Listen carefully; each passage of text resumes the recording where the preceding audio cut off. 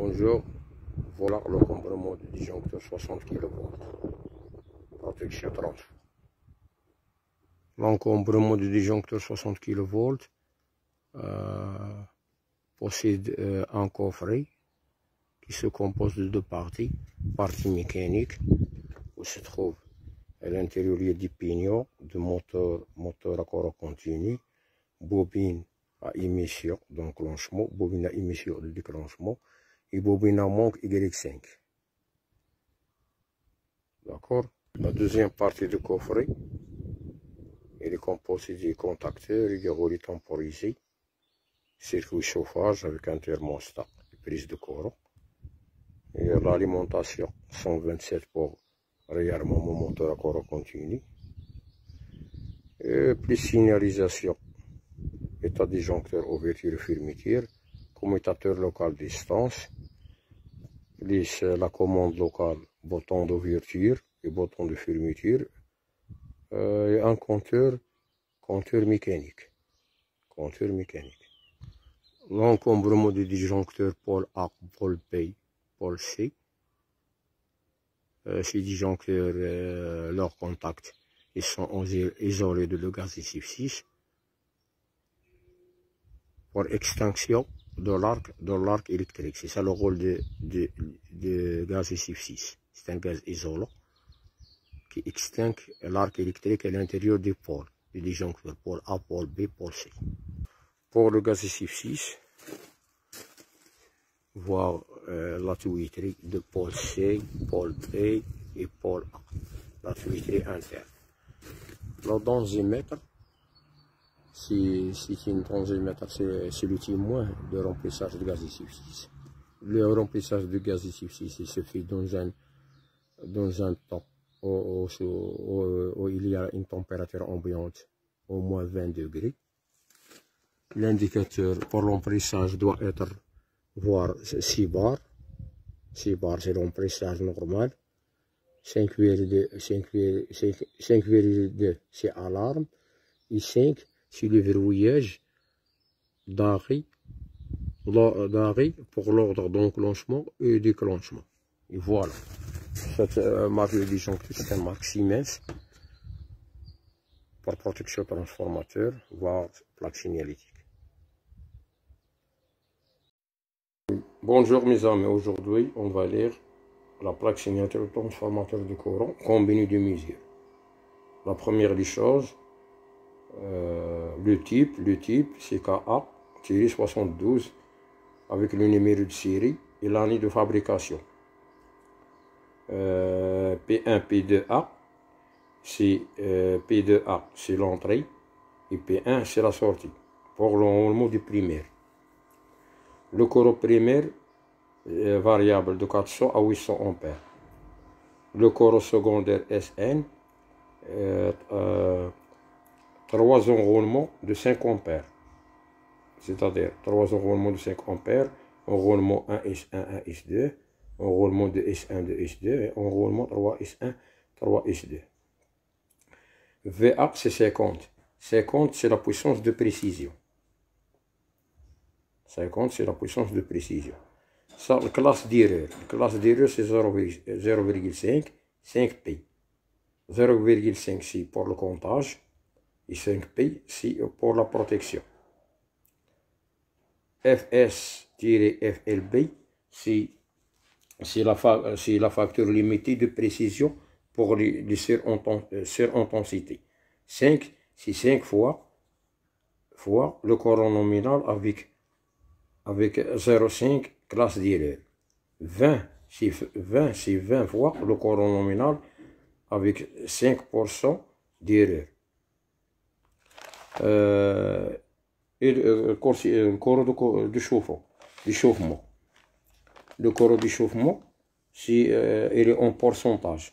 C'est 120%. Le courant d'échauffement. La température ambiante pour ce combiné de mesures, c'est plus 10 degrés jusqu'à 50 degrés. Le poids total, c'est 375 kg. Le poids d'huile, c'est 60 kg.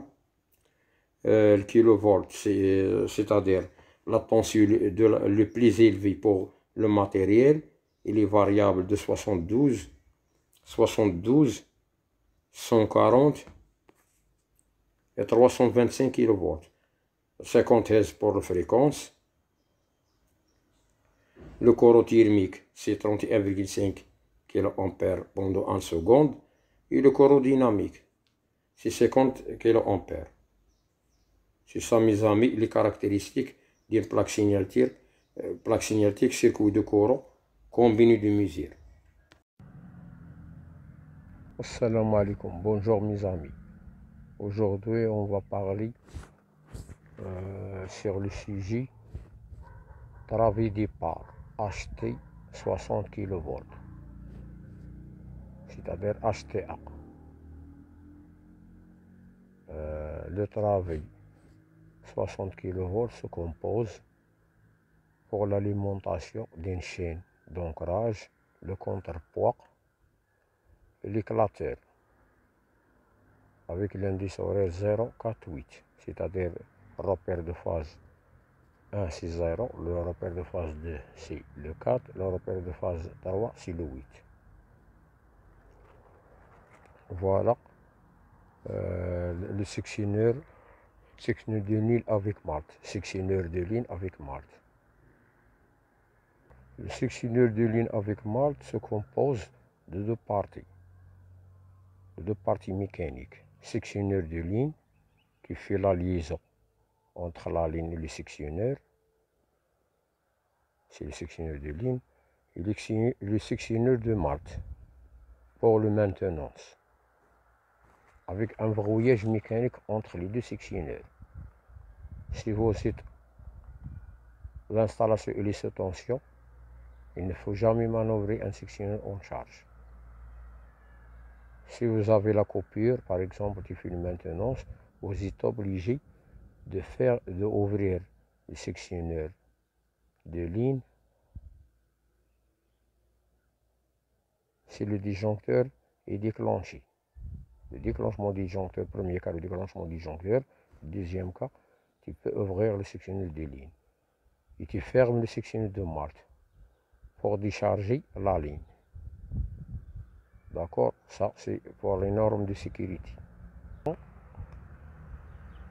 Pour le travail départ acheté, il y a le combiné de mesure. Le combiné de mesure, c'est le témoin de présence tension et de courant. Ce combiné de mesure, il est composé d'une bobine de tension ou une bobine de courant. Il y a le primaire, c'est P2A, le secondaire, c'est PA. Le combiné de mesure, il a un sens. P2A, c'est l'entrée, et PA, et P1, c'est la sortie. Le combiné de mesure se compose côté tension, pour les bobines tension, enroulement, tension, mesure, CAN, enroulement, tension, protection, DADN, et pour le courant, on a 3 enroulements, un S1, un S2. C'est un enroulement de précision 0,5 pour le comptage, et de S1, de S2, enroulement de S1 et enroulement de S2 pour la protection, et 3S1, 3S2, c'est pour la protection.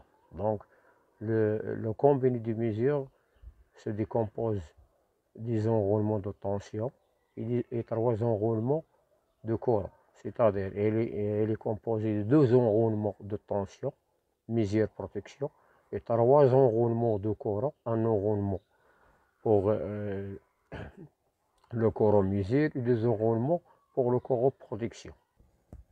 Voilà mes amis, on va lire les caractéristiques de combiné de mesure. Ça c'est réel et se compose de enroulements de tension AN, DADN.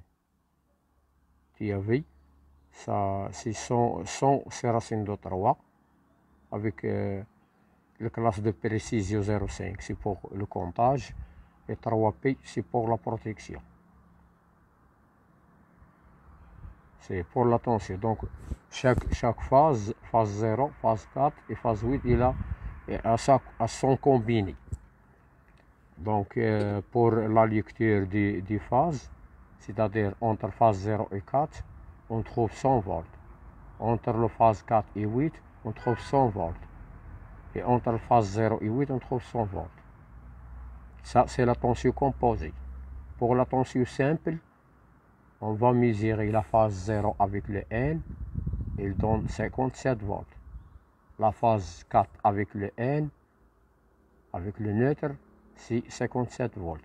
La phase 8 avec le neutre, c'est 57 volts.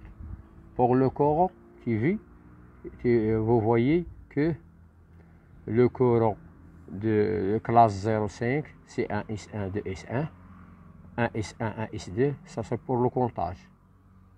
Et 2 S1, 2 S2 pour le relais de protection.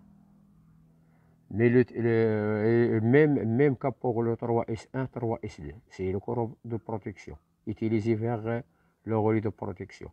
Le rapport de TC, le rapport primaire, c'est 400, 800, 5, 5, 5A. C'est-à-dire, tu trouves 3,5, 3,5, c'est-à-dire 3 enroulements.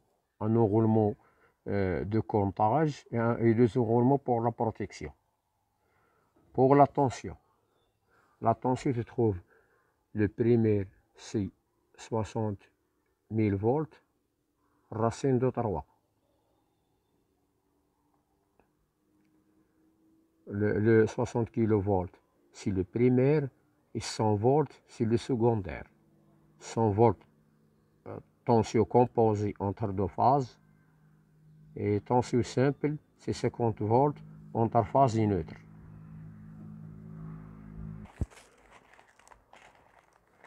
Le travail départ acheté, il est composé d'un sectionneur de ligne et sectionneur de marche, combiné de mesure, un disjoncteur 60 kV et un sectionneur d'aiguillage qui aiguille la tension vers le jeu de barre. Ça, c'est le jeu de barre. Ça, c'est le jeu de barre avec une TT de présence tension branchée sur le phase 4. Mais la mesure secondaire, il est en tension simple, 57 volts.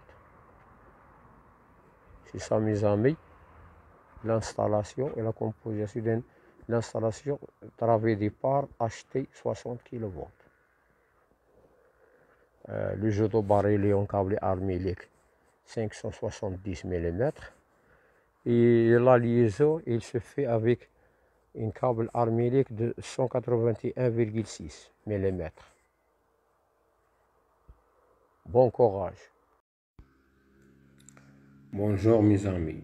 Aujourd'hui, on va discuter le sujet de feu rouge, direction voie A, de la route.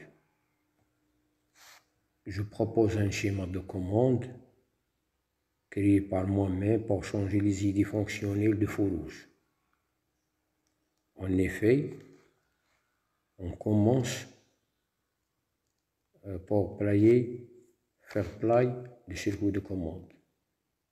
Appuyer sur play, fermeture du sectionneur, unipolaire, puis marche. Le cycle commence. La lampe orange s'allume après un certain temps, il s'éteint. La lampe rouge s'allume après un certain temps, il s'éteint. La lampe verte s'allume après un certain temps, il s'éteint. Et le cycle commence. Mes amis, j'ai choisi 4 relais temporisés, les relais auxiliaires. Les 4 relais temporisés sont K1, KT1, KT2, KT3, KT4. Le relais auxiliaire, c'est K1. Donc, je fais l'arrêt. C'est bon, le cycle est arrêté. Puis, je fais le marche. Le cycle commence. Pour changer les idées, mes amis. Donc, je fais quand le cycle termine, je fais l'arrêt et je commence. D'accord? Bonjour à tous. Aujourd'hui, on va savoir les équipements de travée départ HTB. Le travée départ HTB se compose des équipements suivants: circuit bouchon, condensateur d'attaque et boîte de couplage phase à la terre. Le rôle du circuit bouchon, c'est la communication entre deux postes pour les données suivantes: télé-alarme, télé-action et télé-mesure. Il est contrôlé par un armoire CPL, c'est-à-dire coraux porteur ligne. Le deuxième équipement de travail HTB, départ HTB, c'est le sectionneur de ligne. Ce sectionneur de ligne il est composé de deux parties mécaniques: sectionneur de ligne et sectionneur de Malte. C'est un sectionneur tripolaire. Le deuxième équipement, c'est le combiné de mesure qui contrôle la présence de tension et le coraux consommé. Le coraux consommé qui se partit de deux enroulements, pour le comptage et un roulement de protection. Même cas pour la tension. Un enroulement de tension pour la protection et un roulement de tension pour la mesure. L'autre équipement, c'est le disjoncteur tripolaire à coupure de l'F6, de le gaz SF6. C'est un gaz isolant. Ce disjoncteur à commande mécanique et électrique se commande en partie mécanique et en partie électrique. L'autre équipement, c'est le sectionneur d'aiguillage. Le sectionneur d'aiguillage qui aiguille la tension vers le jeu de barre principal.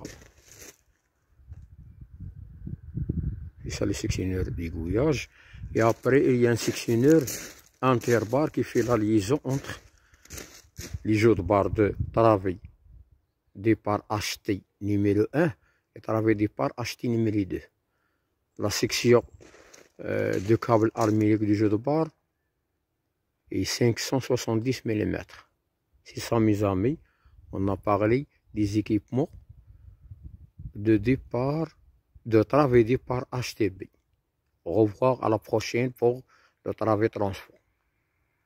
Mes amis, aujourd'hui on va discuter la protection, c'est protection IG63 qui protège l'arrivée 22 kV.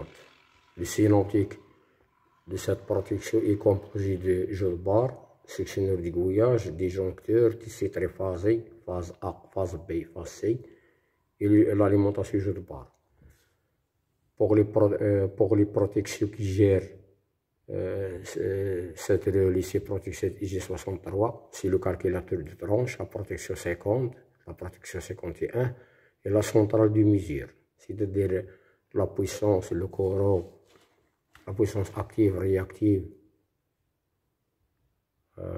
Pour la protection 50, c'est une protection qui sert à contrôler le maximum de coraux interphase dans un temps instantané.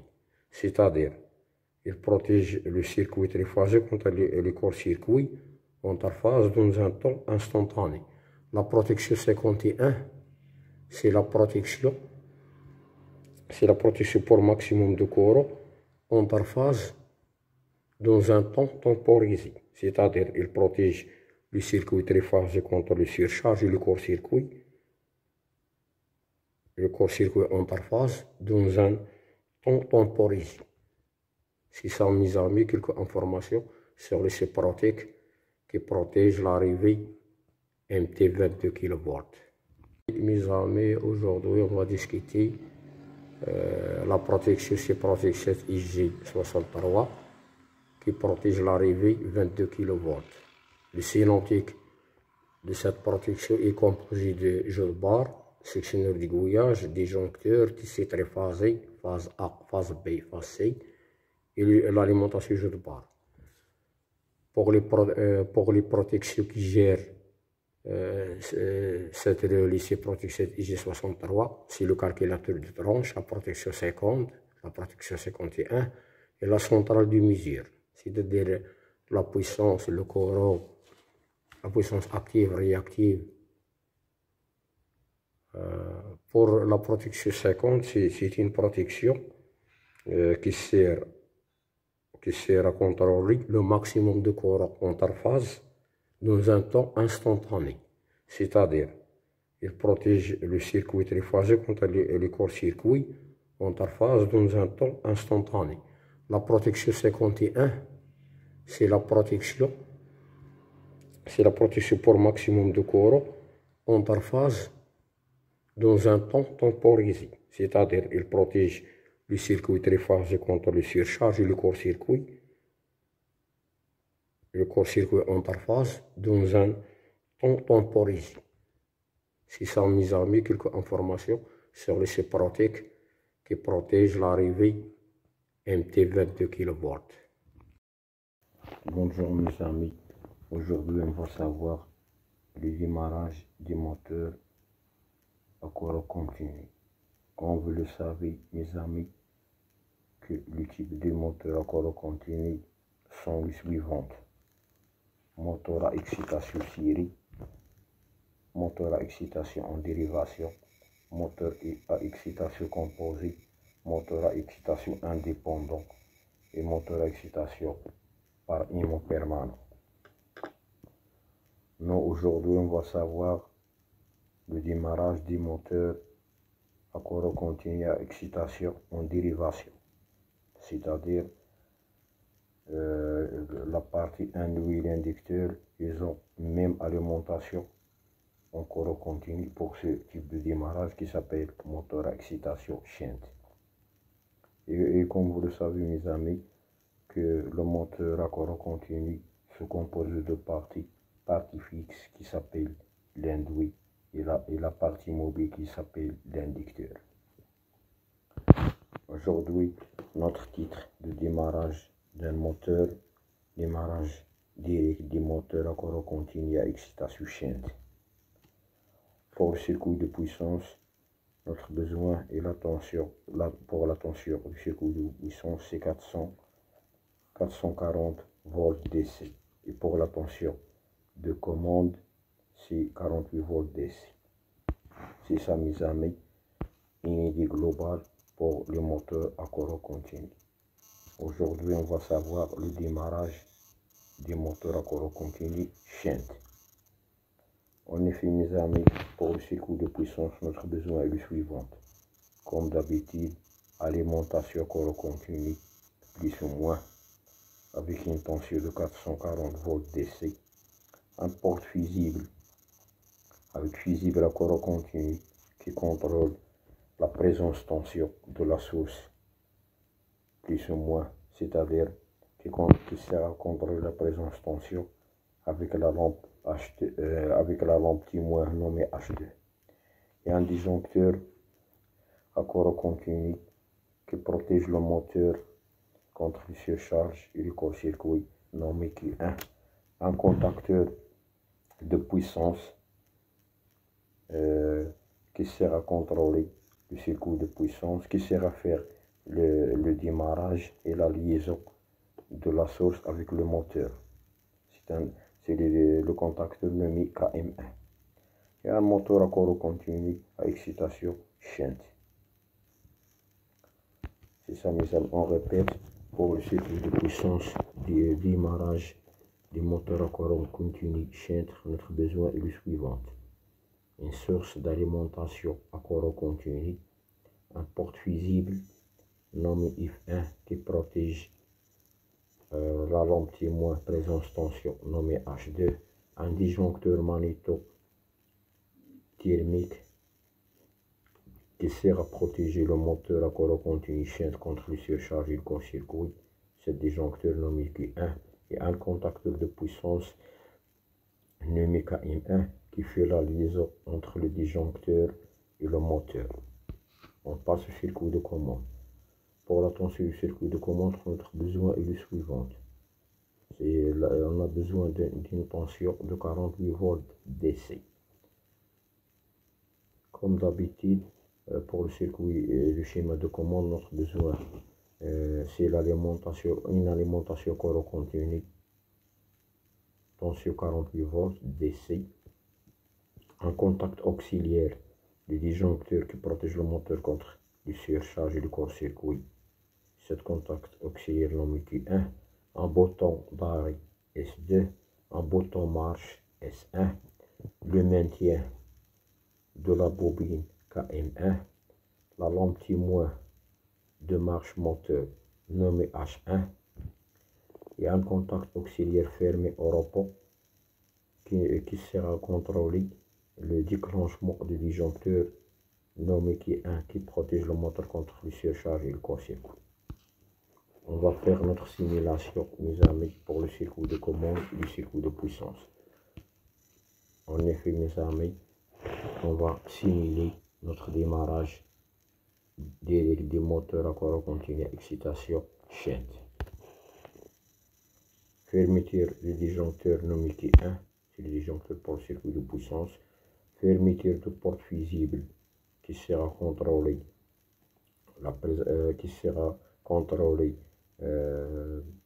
la lampe témoin de présence tension. On va passer au circuit de commande.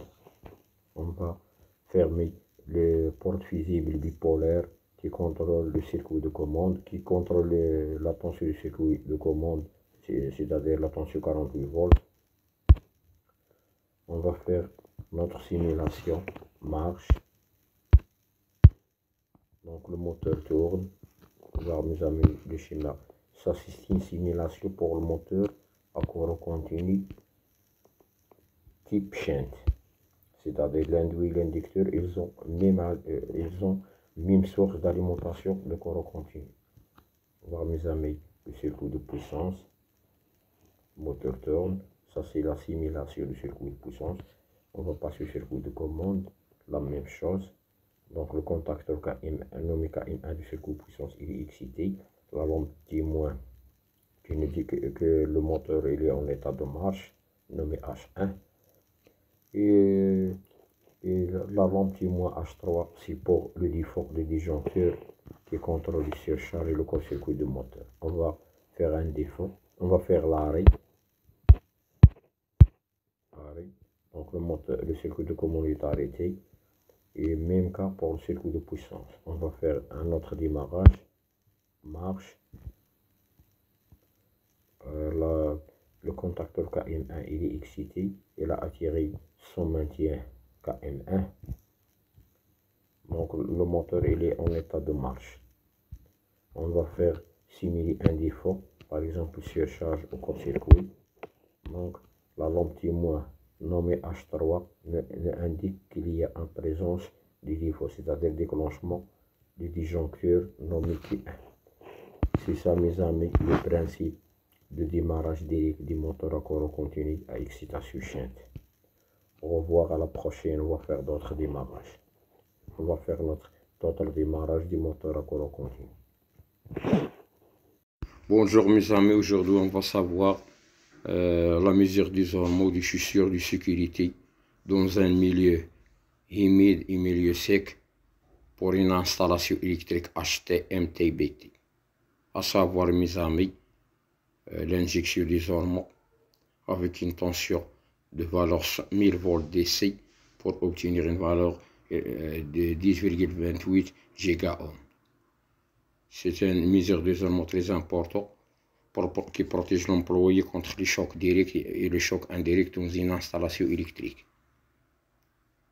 C'est ça, mes amis, pour avoir une idée globale.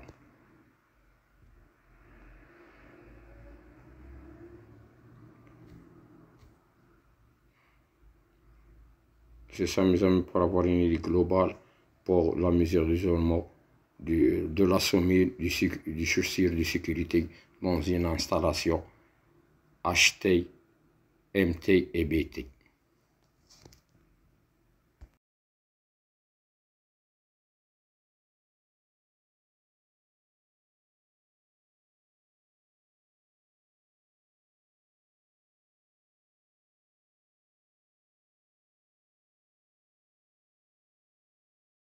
Salut mes amis, aujourd'hui on va savoir le basculement de deux raisons différentes. Le basculement qui se fait automatiquement. une source de 120 volts en delay et la deuxième source de 120 volts alternative. Notre besoin pour le schéma est le suivant. Sectionneur d'isolement, c'est-à-dire sectionneur de séparation de l'alimentation S1, S2, un porte visible bipolaire nommé F1, F2, un contacteur KM1 bipolaire avec ses contacts auxiliaires, un contacteur KM2 bipolaire avec ses contacts auxiliaires, et un disjoncteur différentiel nommé Q1, un disjoncteur différentiel nommé Q2, et un interrupteur simple pour le circuit d'éclairage nommé S2, S3, S4. Et la lampe présence tension H1, H2. C'est ça, mes amis, l'explication de basculement automatique d'un réseau monophasique, c'est-à-dire un réseau en delay et un réseau alternatif. Ce schéma il est utilisé dans les usines industrielles pour la protection d'éclairage du circuit alternatif qui reste toujours allumé et pour l'alimentation de l'unité centrale de PC. C'est ça, mes amis, l'explication de basculement de réseau monophasique automatique. Je répète, basculement de réseau de 120 volts, réseau source de 120 volts en delay et réseau source de 120 volts alternatif. Le basculement se fait automatiquement avec le brouillage entre le contacteur bipolaire KM1 et le contacteur bipolaire KM2. En effet, mes amis, on va faire la simulation. Là, l'alimentation du jour de barre. Alimentation de barre source de 120 en delay. Alimentation du jour de barre de source de 120 alternative. Fermeture de porte visible bipolaire F1. Fermeture de porte visible bipolaire F2. Fermeture du circuit d'éclairage Q1. Fermeture du circuit d'éclairage Q2. Les lampes sont allumées. Je fais un test. Par exemple, si la sorte de 120 en delay est déclenchée. Donc le basculement se fait automatique vers la source alternative. Et le cas contraire, si je perds la source alternative, je fais le test, automatiquement il passe vers la source en delay et l'éclairage est toujours allumé. C'est ça, mes amis, l'explication de simulation de deux réseaux monophasiques en delay et alternative. Au revoir, à la prochaine. Mes amis, aujourd'hui on va savoir spécialement un moteur Delender de vitesse un seul sens de rotation. En effet, mes amis, les enroulements séparés côté partie stator se composent des couplages suivants. Couplage parallèle étoile pour la grande vitesse et couplage série triangle pour la petite vitesse. C'est ça, mes amis, le principe des enroulements de moteur Delender de vitesse un seul sens de rotation. Mes amis, aujourd'hui, on va savoir le démarrage du moteur Delender. Le moteur Delender, c'est un moteur triphasique qui peut tourner à deux vitesses, petite vitesse et grande vitesse. Le couplage des enroulements de petite vitesse pour le moteur Delender se fait en couplage série triangle. Et les enroulements des enroulements de la grande vitesse se fait en couplage parallèle étoile. C'est un moteur Delender spécialement pour les petites vitesses et la grande vitesse. C'est-à-dire, si on a la petite vitesse 500 tours par minute, la grande vitesse c'est 1500 tours par minute. Toujours la grande vitesse c'est 2 fois la petite vitesse. Ce type de démarrage, je l'utilise dans la machine de tour pour la fabrication des pièces métalliques et pour les ventilos, les extracteurs du ventilo TBDR. En effet, mes amis, on commence par le circuit de puissance. Pour le circuit de puissance, notre besoin est le suivant. Alimentation joute barre comme d'habitude. 3 phases plus neutre. En tension alternative. Un sectionneur, un interrupteur S1 qui isole l'alimentation du jeu de barre vers le disjoncteur. Un porte visible tripolaire qui protège les lampes de signalisation, c'est-à-dire les lampes de présence-tension.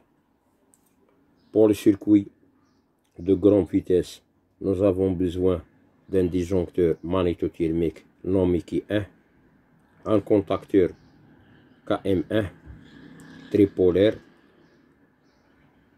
un disjoncteur Q2 qui protège le moteur contre les surcharges et le court-circuit pour le démarrage petite vitesse, et un contacteur KM2 qui alimente les enroulements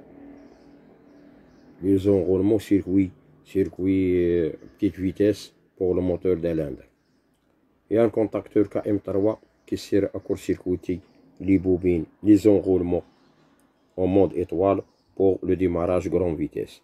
Et le moteur M1, c'est un moteur d'Highlander, c'est un moteur asynchrone triphasé qui démarre en deux vitesses, c'est-à-dire les enroulements I1, V1, W1, c'est la partie de la petite vitesse, et les enroulements I2, V2, W2, c'est la partie pour la grande vitesse. C'est ça, mes amis, l'explication du schéma de puissance. On passe au schéma de commande. Pour le schéma de commande, notre besoin est le suivant.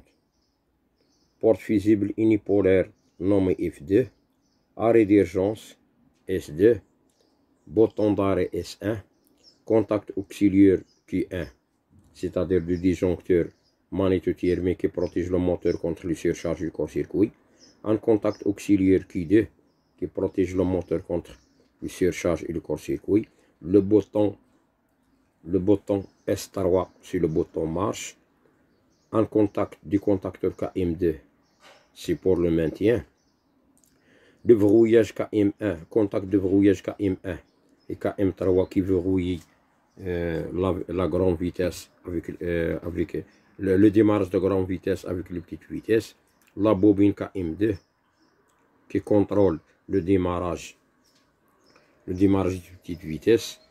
On passe au circuit de commande de grande vitesse. Notre besoin est le suivant: un bouton S5, bouton marche S5, le maintien de la bobine KM1, le verrouillage de petite vitesse avec le grande vitesse pour le contacteur KM2, la bobine KM1 et un bobine auxiliaire KM3 qui fait le couplage de moteur en étoile pour le démarrage en grande vitesse, et le circuit de signalisation, lampe témoin de signalisation pour marche grande vitesse et lampe de signalisation pour le marche petite vitesse, et la lampe présence tension nommée H8, et le contact de défaut du disjoncteur magnétothermique Q1 et du disjoncteur magnétothermique Q2 avec la lampe de signalisation de défaut nommée H6 et le klaxon pour attirer notre attention du défaut. C'est ça, mes amis, le circuit de commande et le circuit de puissance d'un moteur d'Highlander qui sert à démarrer en deux vitesses. En effet, mes amis, on va faire notre simulation.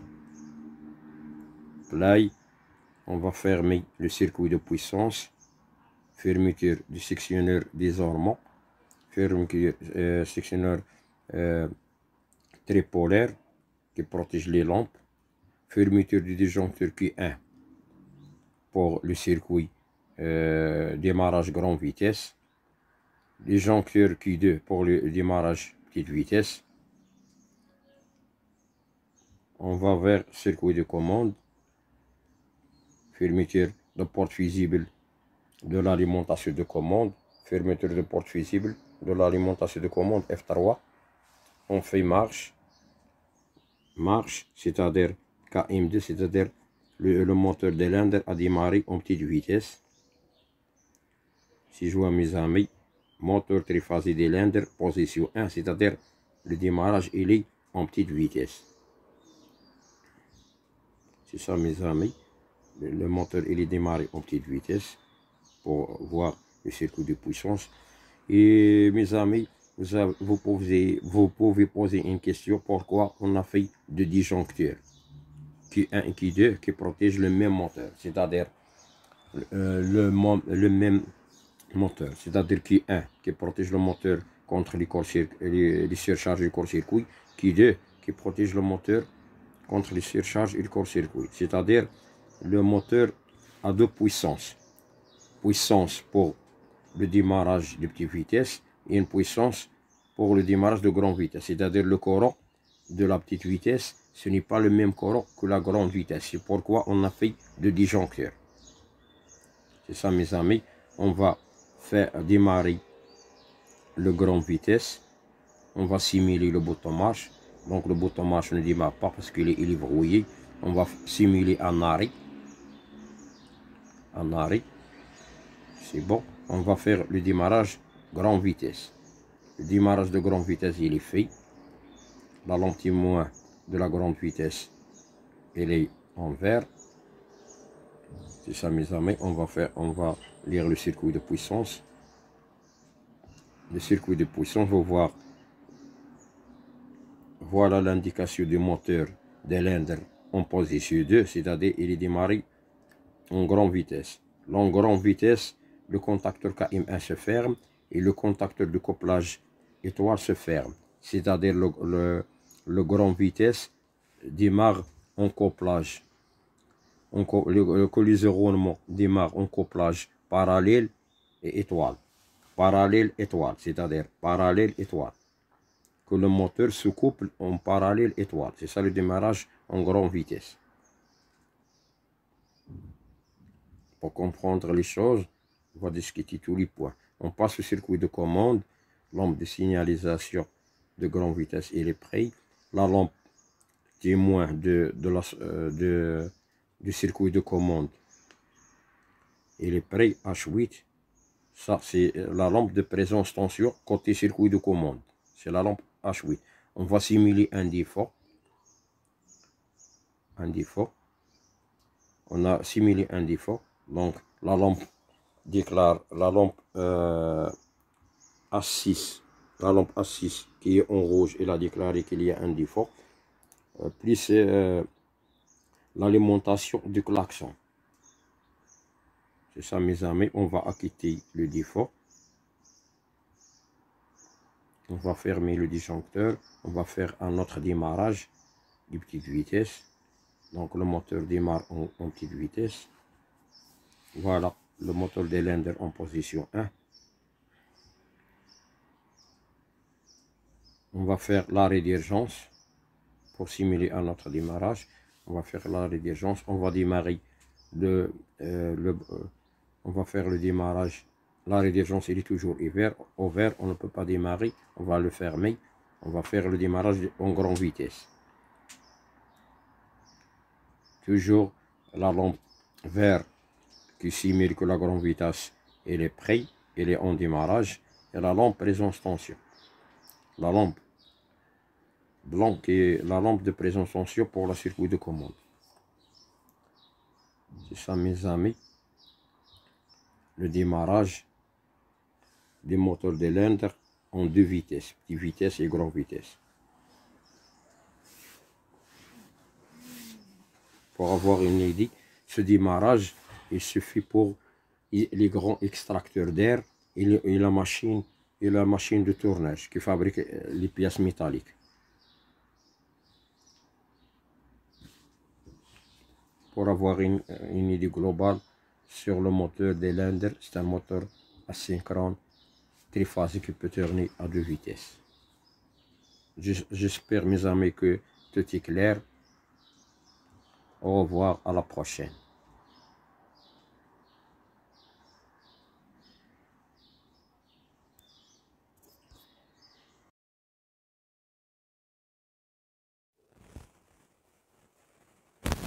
Bonjour mes amis, aujourd'hui on va faire la réalisation d'un démarrage simple pour un moteur asynchrone triphasé. Notre besoin pour le matériel est le suivant. Les appareils avec lesquels on peut réaliser un moteur asynchrone triphasé. L'alimentation 380 pour les 3 phases L1, L2, L3. Un disjoncteur magnétique, un relais thermique triphasé, un contacteur et un moteur.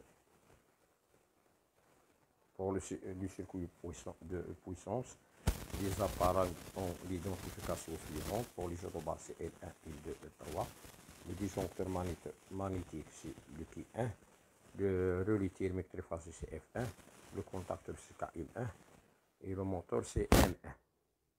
Pour le circuit de commande, on a besoin d'un arrêt d'urgence S1. Contact de relais thermique triphasé F1. Numéro 95-96, un bouton marche S2 et le maintien KM1, une bobine KM1 de contacteur principal, un contact ouvert 13-14 pour la lampe de signalisation et un contact ouvert pour relais thermique. Il faut relais thermique sur charge ou sur intensité. Une lampe verte et une lampe rouge pour signalisation de marche et signalisation de défaut. Pour la mise en service, on va faire play, fermeture de disjoncteur magnétique, le circuit de commande est prêt, bouton marche, le commutateur KM1 attire son maintien et attire le contact auxiliaire 13-14 pour la lampe de signalisation, c'est-à-dire marche moteur. Mais on va faire le premier défaut, c'est-à-dire on va arrêter le circuit de commande arrêt par S1. Donc la bobine est désexcitée, il est désexcité KM1, il est désexcité, donc le circuit il est ouvert. On va reprendre, fermeture de l'arrêt d'urgence, marche, le moteur démarre, on va voir le circuit de puissance. Donc on va faire une surcharge sur intensité par le relais thermique pour savoir la signalisation de contact de relais 97-98. La lampe de défaut s'allume, c'est-à-dire la lampe rouge de signalisation. C'est ça, mes amis, le circuit de commande et circuit de puissance d'un moteur asynchrone triphasé. Aujourd'hui, on va savoir le couplage d'isolement du moteur asynchrone triphasé, soit le couplage étoile, soit le couplage triangle. En effet, pour savoir le couplage équivalent à ton moteur, il faut savoir au moteur asynchrone triphasé, il faut savoir la lecture de la plaque signalétique et le réseau. Et le réseau de l'installation, par exemple, plaque signalétique de moteur indique 127-220 volts et le réseau d'alimentation il est 127 et 220. Donc le couplage des enroulements du moteur sera en étoile. Par contre, si on a une plaque signalétique de moteur 220-380 et le réseau 127-220, on va faire le couplage triangle. Par contre, si nous avons de la plaque signalétique 220-380 et notre réseau il est en 220-380, on va faire le couplage étoile. Et même que pour la plaque signalétique 380-660, si nous avons un réseau 220-380, on va faire le couplage des bobines en triangle. Et si nous avons dans le réseau 380-660, on va faire le couplage étoile. C'est ça, mes amis, pour avoir une idée globale, c'est le couplage de la plaque signalétique de moteur en mode étoile et triangle. Au revoir, à la prochaine. Bonjour mes amis, aujourd'hui on va savoir le démarrage étoile triangle. Le démarrage étoile triangle, c'est un démarrage qui limite le pic de courroie de démarrage d'un moteur asynchrone triphasé. C'est ça mes amis, explication du démarrage étoile triangle. En effet, le démarrage étoile triangle se compose de deux couplages. Le premier couplage est le couplage étoile. C'est quoi un couplage étoile? C'est un couplage qui permet d'appliquer aux enroulements une tension. Une tension de réseau se divise par racine de 3. Par exemple, nous avons dans notre réseau la tension 380 volts.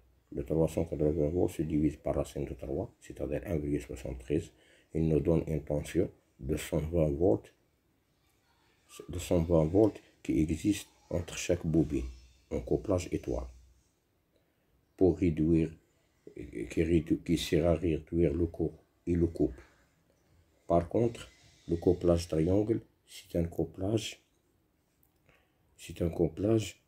avec lequel la tension de réseau reste la même côté bobine du moteur, c'est-à-dire chaque bobine se branche entre deux phases.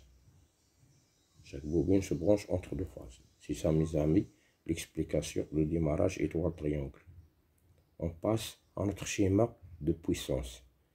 Les éléments du schéma de puissance se composent, ils sont comme suit. Alimentation 380, disjoncteur Q1, c'est un disjoncteur tripolaire qui protège le moteur contre les court-circuits. Un contacteur KM1, c'est un contacteur de ligne qui communique le couplage étoile et le couplage triangle avec les contacteurs KM2 et KM3. Un contacteur KM2 qui sert à coupler les bobines en mode triangle et un contacteur KM3 qui est shunté, la partie supérieure et les shunté pour coupler les bobines du moteur en couplage étoile. Un relais thermique tripolaire qui protège le moteur contre les surcharges. Des portes fusibles tripolaires avec des fusibles qui protègent les lampes présence tension. C'est ça, mes amis, l'explication d'un démarrage étoile triangle avec l'étude du schéma de puissance. On répète, le démarrage étoile triangle, c'est un démarrage qui limite le pic de courant au moment du démarrage d'un moteur asynchrone triphasique pour réduire la tension et le courant et le couple. C'est-à-dire, en couplage étoile, les bobines reçoit une tension de 120 volts. Par exemple, si nous avons une tension 380 côté réseau, cette tension se divise par racine de 3 pour obtenir 220 volts entre les bobines, en couplage étoile. Par contre, en couplage triangle, les bobines seront branchées sur la tension du réseau 380, c'est-à-dire chaque bobine est branchée entre deux phases. C'est ça, mes amis. On passe au circuit de commande. Le circuit de commande se compose des appareils suivants: alimentation de 120 volts, des ports fusibles unipolaires F2, un contact Q1 du disjoncteur qui protège le moteur contre les court-circuits, le bouton d'arrêt, le contact de relais thermique qui protège le moteur contre les surcharges, le bouton marche, le maintien. La bobine KM1, c'est une bobine de contacteur de ligne, relais temporisé KT1 qui sert à basculer du couplage étoile vers le couplage triangle, et là deux temporisés fermé au repos et temporisé ouvert au repos avec le réglage de temps en 60 secondes, plus le verrouillage qui sera bloqué, qui sera verrouillé le couplage étoile avec le couplage triangle, qui sont en série avec le contacteur KM3, de couplage étoile, et le contacteur KM2 de couplage triangle. Et le circuit de signalisation qui sera contrôler la signalisation de contacteur de ligne, et la signalisation de couplage étoile et la signalisation de couplage triangle. C'est ça, mes amis, l'explication du schéma du circuit de commande et de puissance de démarrage étoile triangle. On va faire notre test. Play. Fermeture du disjoncteur de l'alimentation 380. Fermeture porte fusible du circuit de commande. Marche. le démarrage commence. Donc, le contacteur de ligne, il est excité. Et la temporisation 4T1, il est excité, il commence à compter le temps. Donc, nous avons le démarrage du contacteur de ligne avec le contacteur étoile. C'est la lampe qui est clignante, c'est pour le démarrage étoile. Après un certain temps, après que le temps se termine en 60 secondes, les deux temporisés basculent. Ils basculent du démarrage étoile vers le démarrage triangle. On attend le passage du temps. C'est ça, mes amis.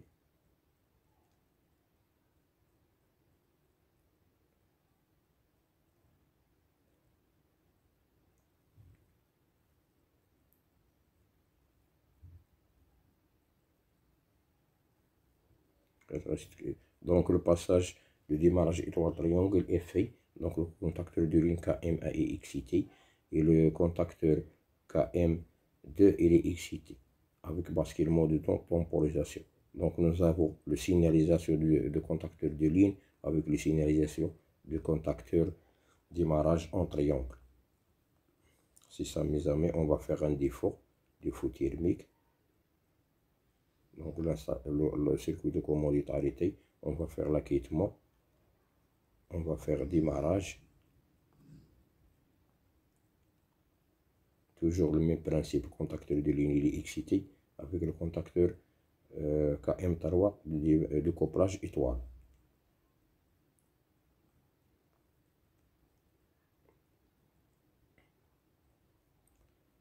Ça, mes amis, c'est l'explication du démarrage étoile triangle pour avoir des notions de base si vous êtes obligé de faire l'installation de ce démarrage dans votre atelier. Donc on attend le temps de 60 secondes. Mes amis, on attend le basculement. J'ai un point à vous dire. En couplage triangle de la plaque à borne, il existe deux câbles. Le câble qui vient du contacteur de ligne et le câble qui vient du contacteur de couplage triangle. Il faut toujours faire attention pour le couplage en triangle. Chaque bobine doit être branchée entre deux phases.